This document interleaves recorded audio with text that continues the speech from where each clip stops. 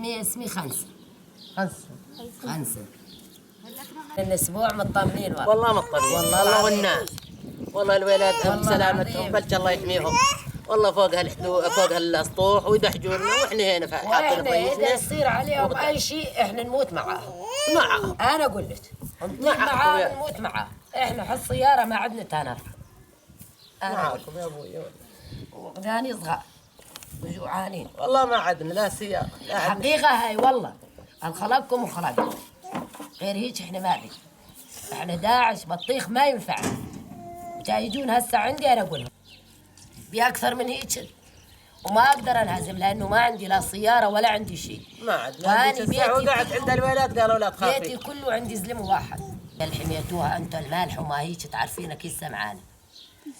ما أريد أطلع من البيت أريد بحمايتهم. أقول إذا صار بيهم شيء يعني معاهم حتى إن صار معاهم شيء أنا خلينا أموت معاهم بأكثر من هيك. بس أريد داخلين على الله وعليكم جوعاني. إيه والله منكم جيتوا عاد إحنا ردينا كيفنا عليكم.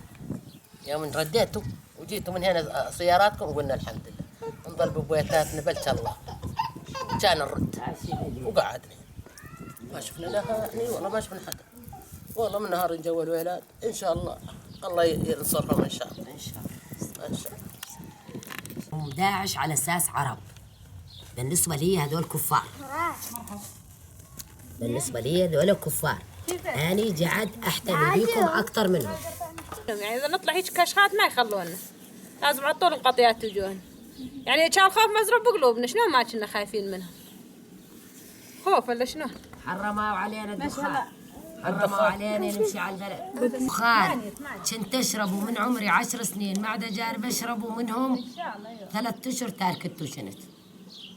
حرموا علينا الدخان. الباكية اتصل علينا 250 ليرة نشتريه والله العظيم 250 ليرة ناخذها. الحرم تريد تطلع إذا مو لابسة أسود ممنوع.